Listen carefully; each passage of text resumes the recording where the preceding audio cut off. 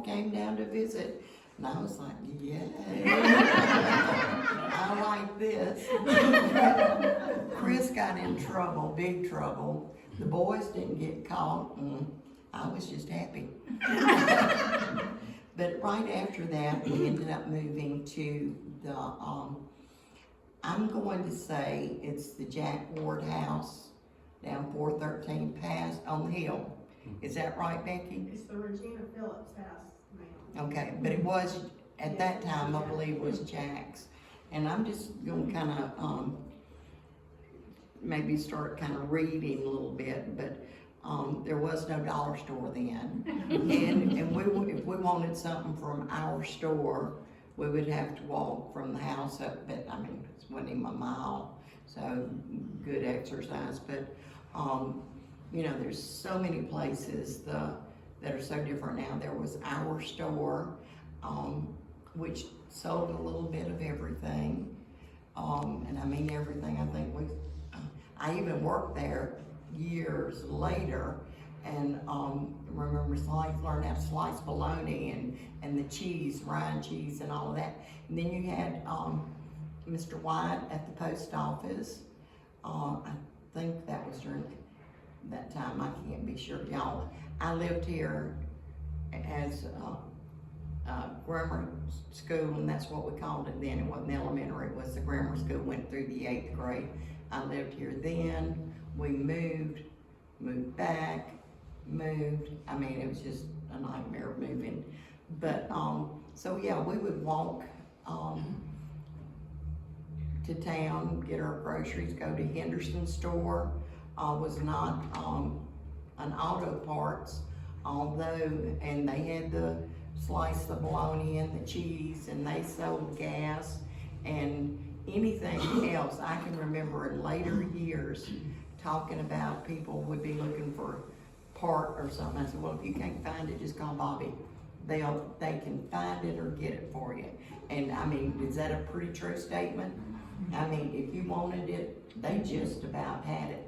And then there were, was the service station right across the street. Now, French Camp at that time had 2 gas stations on the main street here.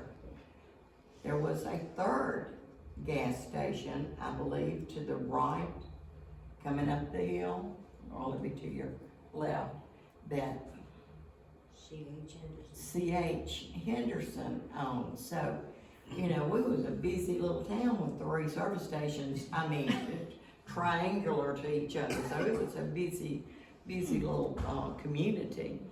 And let's see what else I've got. Now, when I lived in Clarksdale, we would walk, I lived on West 2nd Street, and walk across the bridge, which went into town. I think it's on the Sunflower River. And we'd walk into town. Well, in Clarksdale, we had dress shops, a huge library. We had 2 movie theaters. You know, we was living the life in Clarksdale. We even had our own, it was called the confectionery store, confectionery, I take that back. And they sold nothing but candy and maybe cigarettes. Now, I don't know about that part, but anyway, so we had it all, right, everything. Clarksdale was a booming town then. And then I moved to French Camp. And it was a little bit different. I was the city girl moving to, city mouse going to the country. But it ended up being just the best. We had, at Jack's house, we had acres of land to explore. There was a pond back there that froze over. We could go and ice skate on it hopefully without falling through and killing ourselves.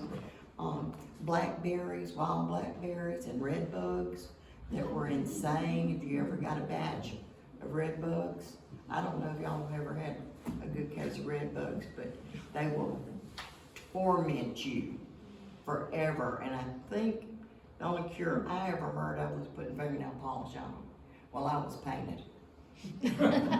full body paint. But we also had, there was I don't know if this building's still back there, but there was a big old barn behind the house, and we nailed up a basketball goal. And,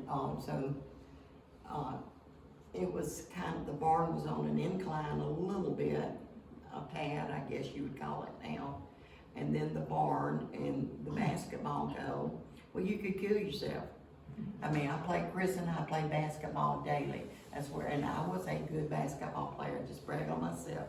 I was, but I learned, he taught me everything, or tried to kill me, playing basketball right there, running into the wall. But that's where I got my basketball skills, and that's just one of my favorite memories. And I try to tell my grandchildren, they'll say, well, we hear all the time you were a good basketball player, and Coach Cockrell really will build that up for me. But, and they're like, how'd you learn? How'd you learn? I said, well, this is it. One-on-one with your brother. Find somebody and get down there and just shoot it. Lay up, twist, turn, do whatever you got to do, and you will develop skills. But anyway, let's see, we raised a pig there. It was a pet. We loved it. I'd follow command. Pigs are smart. It would follow commands just like anything. And then one day we came home and it was breakfast. It was so terrible. And they did that in the yard. They, whatever you do, skin, boil, whatever, and this is our baby pet pig. Of course, she'd gotten up pretty good size by then. And, but we were devastated and cried and cried. Our pet was gone and we weren't gonna eat bacon. It just wasn't gonna happen. Terrible, sad story.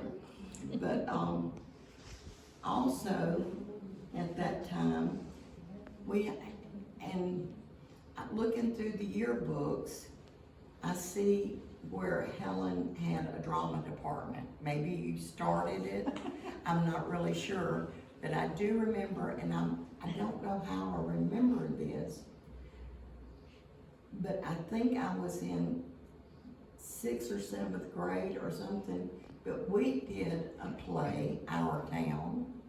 You did a play, Our Town, but that was years later. And the reason I know that we did this was in, on Friday, November the 22nd, 1963. I had gone up to French Camp, to the beauty shop, Miss Noreen Thomas. I don't know if y'all all remember, Noreen's place was a beauty shop. They also, after she closed, sold head markers, memorial, what are they called? Headstones were sold there. It turned into a house, my house. I lived in a beauty shop with 3 small children in it. That little building, are y'all familiar which building I'm talking about? It's the first building coming up the street, on this street, on your right. So that was a beauty shop. It actually had a front to it. It ended up, we closed the front off for whatever reason, but yeah, I lived in there. We had a bathroom with a sink and a commode. Had to run back and forth to Mother Nettie's to take baths, but anyway, I had gone to her shop to get my hair done. First time I'd ever gotten my hair done. I was looking so pretty and just beautiful and excited. We were doing our play that night. Got home to find out John F. Kennedy had been assassinated. And it was such a trying time for our country, for this town, just for the world, because it was something that impacted everybody. The play did go on. I don't know if I was a success or not, but we got through it. But anyway, that was a moment in time. Let's see what else I've got here. Also, in 1964, I'm not sure if I was in Miss Polly's or Miss McIntyre's class, and since I was that sophisticated city girl, I got to bring my phonograph record player with my 45s, and the Beatles had just come out with I Want to Hold Your Hand, and let's see, what's the other song? She loves you, yeah, yeah, yeah. Y'all got to remember it. I mean, if you don't remember anything else, you should remember the Beatles. But, she let me do that, and we played, we had recess, and we played records and danced as much as we were allowed to or whatever. And, on that little record player, I'll never forget that. And, Miss Polly was so ahead of her times. That was about the time that they started allowing ladies to wear pants. And she just told me this story the other day, that she asked Mr. Tennyson about would some of the teachers be able to wear pants, because you could just get down on the floor with kids, enjoy, build things, whatever teachers do.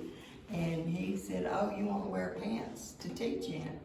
And she said, yeah, she'd like that. And he said, well, go to Akron. True story. I'm sure she would never fabricate anything or stretch it. But anyway, that was just, you know, there's so many of these little stories. And I'm gonna throw this out, I'll never get through. Y'all can just turn me off when you get tired, just start leaving. But reading through the annuals in depth,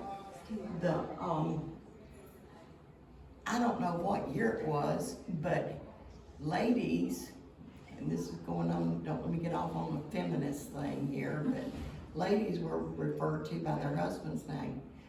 She was Miss Sam Allen, Miss Stuart Angle, Miss Larry Littlejohn. I don't think she was there then, but you know, it took several years before ladies, even their first name got recognized as a teacher. Read through these books, you'll see it. It's crazy. I was like, okay, what a shame. Also, the other thing I remember is when I was in school, we wore dresses all the time, skirts, never pants. But and we had to get down on our knees. They do that now for formal wear, I think. And we had to get on our knees, and the skirt had to touch the ground. Then I got to looking 2 years after I graduated, they got skirts up to here, and I'm like, what? It's crazy. But anyway, y'all, I do ramble, so just bear with me. This was in my grammar school years. That's when I met Dixie Ward, Patsy and Peggy Parkinson, the Pollards. There were a billion of them, I think. Peggy and Lawrence Clark, Carol Brandon, Betty, so many people. These are people that are just lifelong friends. Now this was before you, Kathy. Kathy and Glenn came along a little bit later. And it was after this 6th or 7th grade stint, we ended up moving again. We moved to Arkansas. I went to 2 schools in 2 different towns in 2 years in Arkansas. The reason they're not a complete blur is because I have the yearbooks for them. So when I'm in there, I was just like, my memory just gets so confused through all of this that it's just hard to, that's a lot of moving, a lot of schools, a lot of new faces. And then after that 2-year stint, we were moving back to Clarksdale. And that's just the life of a construction worker. My brother, Chris, and I'd already experienced the great life of French camp, and we chose to enroll as dorm students. Should that be my cue? No, he got a phone call. Okay. But we self-enrolled ourselves in French camp. This was a stable environment, and we just wanted a place to finish high school without moving again. So I returned to French camp as a dorm student in the summer after my freshman year, I think. Moved into Sanderson Hall. It was fun. It's crazy. There's a gang of giggling girls and one house parent. So I was asking if anybody knows, I think the girls were only on the second story, but I don't remember that for sure, if there was the third story. I don't see how Miss Andrews, excuse me, would have been able to have taken care of 2 floors. But she had one end set up for her, and then we had one central bath for all these girls. And do you remember? I think there were 2 floors. I don't remember. I mean, there were so many girls, but there were so many rooms. I don't remember, but if anybody finds out, y'all let me know. But, the views on that second story floor of the boys riding the tractor around, do y'all know where I'm talking about? There was, between the music building and the Sanderson was a road that went back around to the cafeteria. You would have thought it was Macy's parade every time they came to pick up the garbage. All the girls would fly to the windows and would raise the windows and would be hanging out the windows. So me. Anyway, and just waving and carrying on like crazy people. It was fun. We just had fun. But get on past that. And most of the boys, I think that's where most of the girls were. Maybe some dorms started popping up at that time. I don't know when. I was only interested in Ritha and her life and her circle, you know, the little kids. And there were little kids, because I know they were in Craig, and maybe Spencer McCain and Mariah, but for the most part, there was Sanderson and Alexander Hall. And Margie told me that at one time they had, and she did a stint there. Did y'all do a stint at South Parents there? Yeah, Spencer McCain. Spencer McCain. Well, in Alexander, she told me at times there were 45 to 50 boys in that dorm. And that's a lot of kids. And they had, it was U-shaped. I don't know how many of you are familiar with it, but it was U-shaped, and in the courtyard was a community bathhouse. So just like at the girls' dorm, where we had a community bathroom and shared the bathroom, and I'm just gonna tell you, I wouldn't want to walk outside to an outside bathhouse in the wintertime here, but I'm gonna say they were both cold and drafty and never had enough hot water for anybody. The boys used to say that whoever got out there first got the only hot shower. The only hot one, yeah, makes You see the sense. steam coming off of them as they ran back in. But I I mean, was the first woman that went out in the back, and I had experience with that. oh, you showered in the boys' shower house? The boy was going to the shower house with only a towel around his neck. I said, hey, I live here too. Well, Margie said too, I mean, this is why it's so important to have these kind of round table discussions. Margie said that if Ralph was out of the dorm or away from the dorm, that she would, and their living quarters was upstairs at Alexander Hall, and she would go upstairs and sit and keep watch over the boys from upstairs. That was their system. And when you've got that many kids, you have to have a system. Poor Miss Andrews, I don't think she had any system at all, except maybe run up and down the hall screaming, go to your room, get out of that window, don't do this. But it was all pretty interesting. And I don't know, y'all probably know, or you know, did one side of the building, the dorm, burn? The corner burned. You can still see the crack in the wall, but they used dynamite to blow it out to stop the fire. Oh, okay. Mr. Rich lived in the corner apartment, you know, where it turned out, and And then later Helen Yeah, Jim and I lived there after the Riches got a house. yeah. So, I'm not the only one that lived in 8 or 10 places in Yeah. French Camp. Did you want to say something? Yeah, you might have said this, but that U-shaped dorm building, Alexander, that was a military dorm. Yeah, In the days when this was a military academy and there was a women's institute that was called down behind where the stores are now. Right, And I remember hearing the dynamite blowing up when that fire started in Oh, the boys' wow. dorm. yeah, so, but pretty interesting, so I don't know how But many rooms. why was there dynamite? What, did the kids have dynamite there? Or did this- No, It's an old-fashioned way to put out a fire. they went and got it. You put out a fire with dynamite? To separate, they put it toward the good building from the fire part in order to separate, So it wouldn't. stop it from spreading. Wow. So, but, that, I wasn't sure, I knew that it, when I went back to work up there, that it was just one end of it, and I think that was, would that have been, when would that have happened? That It the- happened before 1960, I guess. It happened in the fifties. yeah. Oh, did it? In the early fifties.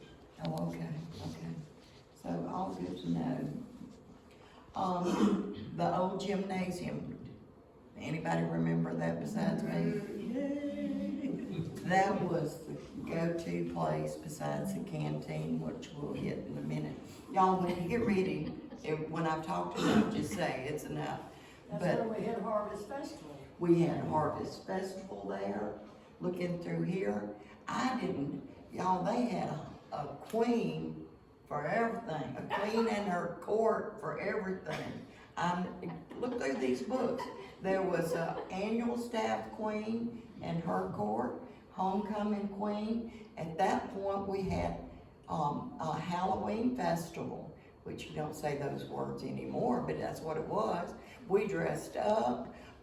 There was a Halloween queen and her court, and then multiple awards and things were done there. Awards programs like possibly Miss FCA. I don't even know where mine was, but anyway, that doesn't matter. I got a terrible memory. But you know, anything that was auditorium-wise kind of happened in the old gym, and it was pretty neat. Go ahead. One of the most interesting things that ever happened in there was a donkey basketball. Yeah, that's right. Yeah, they had to put socks or some kind of things. Rubber. Yeah. And that was during my stint there as a high school student, but I don't really remember. I saw one picture of it, and then I didn't bookmark it. I should have. And so much easier online to bookmark something. But I didn't bookmark it because I wanted to show a picture of it, but it was pretty neat, you know. Did you go to it? Yeah, Were there two teams of, I don't, yeah, they traveled and they played each other. mhm, And they rode the donkeys and shot from the back of the donkeys. yeah. So that, and I'm assuming that might have been a fundraiser or something, but, No, it any- was just fun. just fun. It was fun. I remember that, but they padded up their shoes, their hoofs, so they wouldn't scar up the floor. And then that's where the Harvest Festival was held. So just I'm assuming maybe the first one was held there. I don't even know when the first one was. 52, Yeah. 52, around 52 or 53. Oh, okay. So, but yeah, and I do have pictures when I go through, I'll point them out too. But, that's when we all fell in love with the long food table, and that was there to be, as far as I know, to be from the beginning. I don't know, but, you know, there was, y'all can talk about what you want to now, but that was good cooking. That was good eating when they moved it. And it was, when we went over to the new gym, it was going all the way up the hill towards the cafeteria. So, and I don't know prior to the new gym. But I know the dorm students or the kitchen staff and students prepared big old pans of food to put out, but for the most part, everybody brought trays and trays of food and stuff. It was just good. So, It was back before we were afraid we'd catch stuff. I know. Yeah, It where, was listed online at one point about as the largest covered dish meal in the state of Mississippi. that's awesome. Yeah, and I can see that. And when we first came here, it was still out there behind the dining hall. Mhm. And I thought, how in the world are they gonna feed all these people? But what they did was they had all these tables and a group of people lined up behind this one, lined up behind this one, you know, and people went through fast. It was incredible. Yeah, yeah. It worked. I'll quit talking after this, but that was No, 100 feet of hog wire stretched over T platforms, and it was full from one end of 100 to the other. And did I mention that Mr. Downing is gonna be a part of next month too? Yeah, but, Well, yeah. count yourself in. We also, and this was crazy to me, we also played the basketball team from the Jackson School of the Deaf. We were terrified. I don't know if we thought that yelling at them, you know, would hurt their ears. I don't know, we were just kids in an unusual situation, but that will always, I don't even know, you know, I don't think it's ever been done again. I don't know, Our wrestling team wrestled Did they? recently, this year, Oh, wow, that's The- incredible. from the school for the blind. And, but you know, it was just, we were just intimidated. I think maybe about halfway through, we finally realized they were just people, just kids, just like us, just with a disability. So, but anyway, that's always kind of stood out in my mind as one of the memories. There's so many of them, you can't recount all of them, but I can talk about the canteen. Canteen was in Sanderson Hall, in the bottom, and that was the social gathering place of everything. You lived and breathed to go to the canteen. Now, if you were on Scholastic study hall, you got to go to study hall while everybody else went to the canteen. I did that long enough to realize that I didn't want to do that anymore, so I managed to crack my grades up a little bit so I could play basketball and not miss canteen. But the girls would go, they would never, ever eat from the boys. We were just there gazing and to be talked to and courted and whatever else. And I've got it here somewhere. The dating rules. I'll touch on these in a minute. But the girls they didn't eat. You know, we just were there to be beautiful and to talk and flirt with the boys. And then just about closing time, girls would get in line at the counter and buy Pojos. I don't know if y'all remember Pojos, but that was like a pint of ice cream and candy and drinks and chips and stuff. And then we'd go upstairs and talk about those beautiful moments we just had in the canteen with the boys and eat like pigs. It was ridiculous, but it was fun. But I'm gonna just read a little bit of this. They go into some scripture about beautiful life in marriage and one partner and so on and so forth. And but twice a week and sometimes more often, we have social gatherings where you may date. The boy may go to the girl's home and get her and then walk her back home after the date. You did not hold hands. Sophomore through senior could have a date on Friday and Saturday night. 2 dates a week. Junior high, 14 and older, could have 1 date a week. The number of dates is always governed by the number allowed by the lower classmen, so I don't even know what that means. But to have a date, you had to go sign up first. The male student should first ask his own house parent, then the girl's house parent for permission. This was you really wanted to go out with somebody to go through all this. And then sign up by 5 p.m. on Thursday before the Friday and have it all in order. Let's see. Grammar school students and high school students may be together in non-dating situations. District students have to observe all school dating regulations and boy-girl relations at the time. So,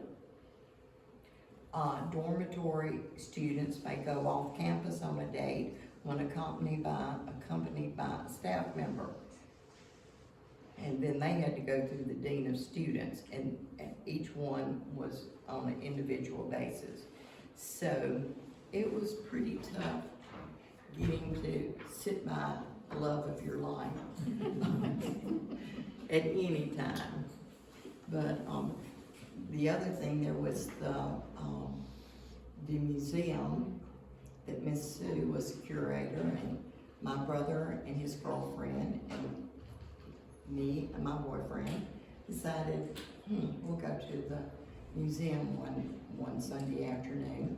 And I'm getting too long-winded, people are getting, but he was watch out for me, I was watch out for him. So we all stole a little kiss, and Miss Sue, being as observant as ever, turned us in. We got on dating restriction. I don't know if y'all know about dating restriction. It was a nightmare. But I was working the dish pit at the time in the cafeteria, and she came in, she was old. And she came in, she was putting her tray away, and she says, "Retha, I'm sorry I had to turn you in for sparking." It's just different times, so precious. Anyway, I'm gonna get along through here a little quicker.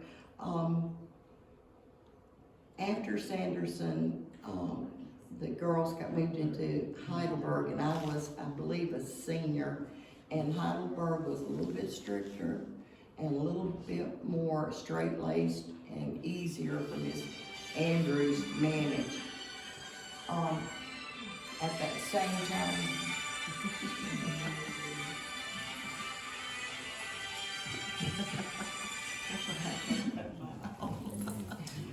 at that same time, the Sam Patterson Gymnasium was open.